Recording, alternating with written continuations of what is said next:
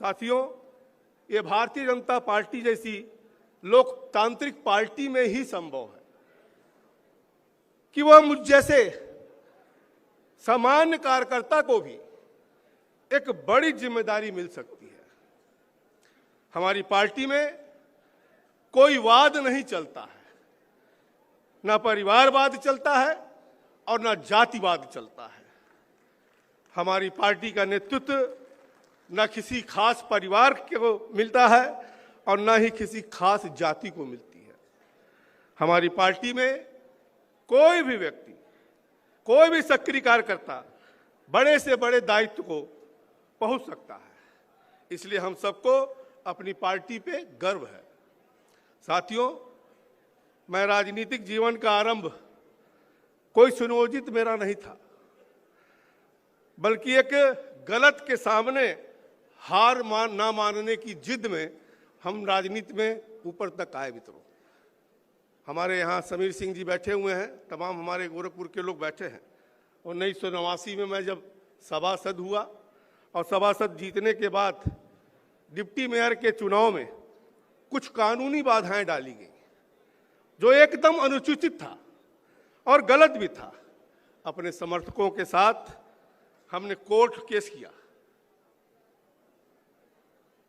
Civil court से lower court से लगा करके और सुप्रीम कोर्ट तक 7 महीने के भीतर हमने वो लड़ाई लड़ करके वहां से विजय श्री लेकर आया और पुणे गोरखपुर का डिप्टी मेयर में बना।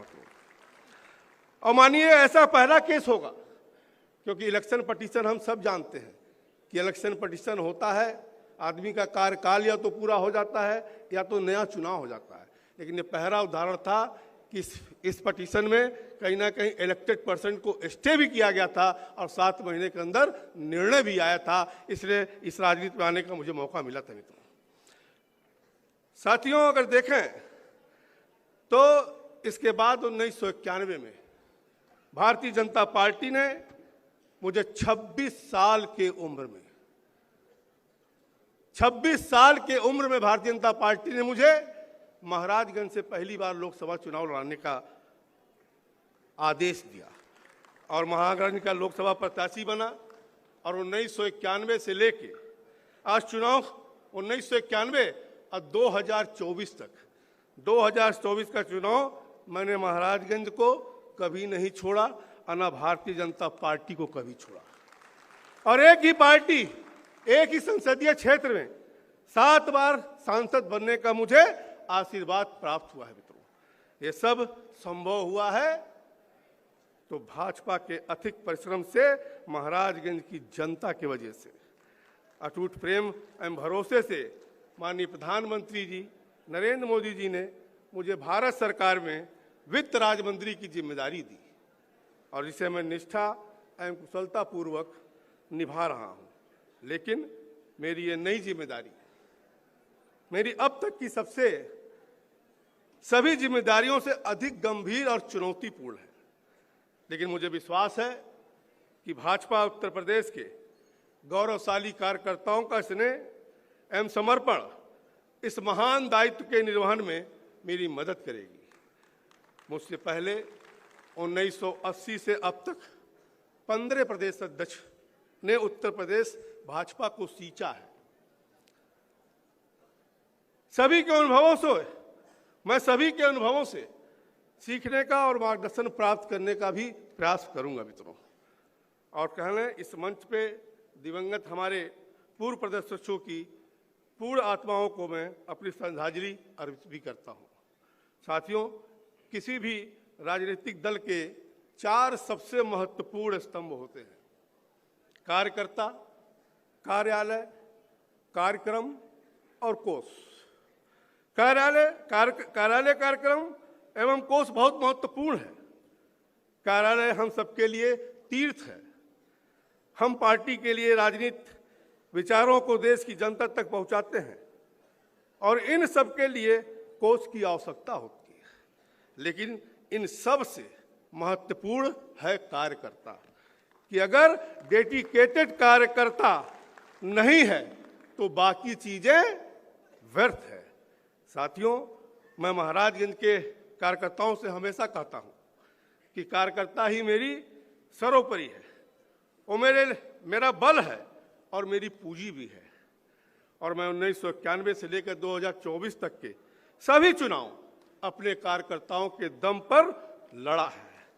मेरे मन में अपने कार्यकर्ताओं के प्रति बहुत आदर है और आज इस मंच से मैं पूरे प्रदेश के भाजपा कार्यकर्ताओं से कहना चाहता हूं कि आप मेरे लिए सर्वोपरि हैं। आपके लिए मैं लड़ूंगा, अड़ूंगा और लड़ूंगा भी मित्रों। आपकी बात भी सुनूंगा,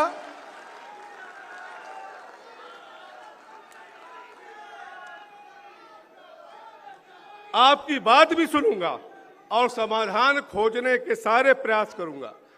कार्यकर्ताओं से निरंतर संवाद में मेरे 35 वर्ष के राजनीतिक जीवन का अभिन्न अंग रहा है। साथियों, जब आज मुझे यह महत्वपूर्ण दायित्व मिला है तो मैं नेतृत्व शब्द के सही मायने को समझना चाहता हूं और अमल भी लाना चाहता हूं। क्या केवल आदेश देना ही नेतृत्व है? नहीं, मेरे लिए नेतृत्व के मायने हैं बड़प्पन के साथ सबकी बात सुनना और समाधान के हर संभव प्रयास करना होता है। मुझे रूल नहीं करना है, मुझे रूल नहीं करना है, बल्कि रोल अदा करना है। एक समन्वयकारी का रोल अदा करना है, समाधान खोजकर्ता का रोल अदा करना है, एक मुखिया का जो पूरे परिवार को एक साथ लेकर के चलता है उसका रोल अदा करना है। मुझे पूरे उत्तर प्रदेश भाजपा परिवार को एक साथ लेकर के चलना है। मेरे नेतृत्व के मूल मंत्र रहेंगे संगठन, संपर्क, संवाद और समन्वय।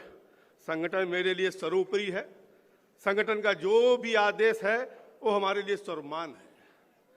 संपर्क और संवाद के माध्यम से संगठन को लगातार मजबूत करना है और पार्टी के विचारों को लगातार जनमानस तक पहुंचाते रहना है।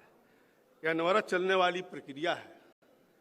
आपके और सरकार के बीच समन्वय, आपकी बातें, आपके विचार एवं आपकी समस्याएं सरकार तक पहुंचाने की जिम्मेदारी मेरी है और सरकार की जनहितकारी कार्यों को जानकारी आम जन तक पहुंचाने की जिम्मेदारी हमारी और आप दोनों की है। साथियों, किसी पद पर बैठने वाला कभी भी भूतपूर्व हो सकता है, हो ही जाता है। बस एक कार्यकर्ता ही है जो कभी भूतपूर्व नहीं होता, जो कभी भूतपूर्व नहीं होता है। इसलिए कार्यकर्ता ही असली पूंजी है और असली ताकत है। हमारी पार्टी का इतिहास बहुत पुराना है। हमारे पास तमाम पूर्व सांसद हैं, पूर्व विधायक हैं, पूर्व पदाधिकारी हैं। मेरा प्रयास रहेगा कि इन सबके राजनीतिक अनुभव का लाभ पार्टी को मिलता रहे और उनके अनुभवों से पार्टी को समृद्ध होता रहे देखना चाहता हूं। आज यहाँ पीयूष गोयल जी ने अभी किस प्रकार से देश की गति बढ़ी है, प्रधानमंत्री जी जैसे काम कैसे कर रहे हैं, उसका जिक्र किया है, उसको मैं दोहराना नहीं चाहता हूं। और माननीय मुख्यमंत्री जी ने भी बताया कि किस प्रकार से उत्तर प्रदेश आगे की तरफ बढ़ रहा है। मैं यहाँ मंच पर उपस्थित सभी आदरणीय स्वजनों से सीखने को आतुर हूं। मैं आप सबसे सीखने के आदरणीय सभी मंच के से सीखने के लिए आतुर हूं और आपसे भी मैं सीखने के लिए निश्चित तौर से आतुर हूं मित्रों। क्योंकि साथियों, जहां तक एक ओर इस जिम्मेदारी से रोमांचित और गौरवान्वित हूं, वहीं दूसरी ओर भावुक भी हूं। यह कल्पनीय पल है। 1989 में पार्षद के रूप में शुरू हुआ यह सफर आज इस पड़ाव तक पहुंचा है और इस पूरे सफर में मुझे शीर्ष नेतृत्व के साथ साथ संघ परिवार का भी भरपूर स्नेह और कहीं ना कहीं मार्गदर्शन प्राप्त रहा है। और इस स्नेह और प्रथम पथ प्रदर्शन के लिए संघ के प्रति कृतज्ञ हूँ और मैं आशा करता हूँ कि आगे भी मुझे यूं ही स्नेह और मार्गदर्शन प्राप्त होता रहेगा। आदरणीय श्री भूपेंद्र जी का प्रदेश अध्यक्ष का 3.5 वर्ष का कार्यकाल विशिष्ट रहा है। अपने उत्तर प्रदेश भाजपा परिवार को नई ऊर्जा दी है और मेरा प्रयास रहेगा कि भाजपा परिवार के संगठन को और नई ऊंचाइयों तक ले जाऊंगा। साथियों, 2014 से इस देश के यशस्वी प्रधानमंत्री नरेंद्र मोदी जी ने बागडोर संभाला है और आप सबने देखा होगा, अभी हमारे मुख्यमंत्री जी ने भी उसकी चर्चा किया और पीयूष जी ने भी उसकी चर्चा किया कि 2014 का भारत कैसा था और 2025 का भारत आज कैसा है। अगर आप देखें तो हमने समावेशी विकास किया है। प्रधानमंत्री जी का जो मंत्र है, सबका साथ, सबका विकास, सबका विश्वास और सबका प्रयास, अगर आप देखें, जो पीयूष जी बता रहे थे कि 80 करोड़ लोगों को राशन मुफ्त में दिया जा रहा है, मकान सबको मुफ्त में दिया जा रहा है, लेकिन कहीं ना कहीं समावेशी विकास के साथ साथ कोई भेदभाव करके नहीं दिया जा रहा। जो दीनदयाल जी की अंत्योदय की सोच थी, उस दीनदयाल जी के अंत्योदय को सोच को पूरा करने के लिए प्रधानमंत्री जी उस अंतिम व्यक्ति को उसके आम जीवन में जो आवश्यक चीजें हैं उसको कहीं ना कहीं देने का प्रयास मोदी जी ने किया। मित्रों, गरीब को क्या चाहिए?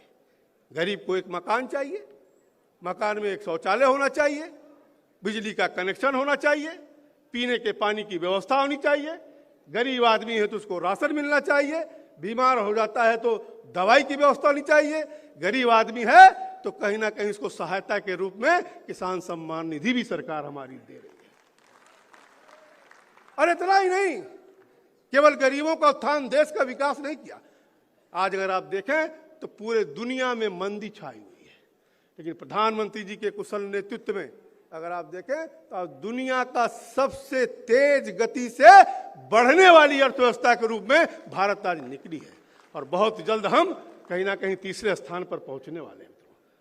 मैं माननीय मुख्यमंत्री जी को भी धन्यवाद ज्ञापित करना चाहता हूं, क्योंकि हम लोग भी उत्तर प्रदेश में थे, जब दिल्ली वगैरह हम लोग जाते थे, जब कोई सुनता था कि हम लोग गोरखपुर के हैं, उत्तर प्रदेश के हैं, तो लोग 2 कदम पीछे हट जाते थे।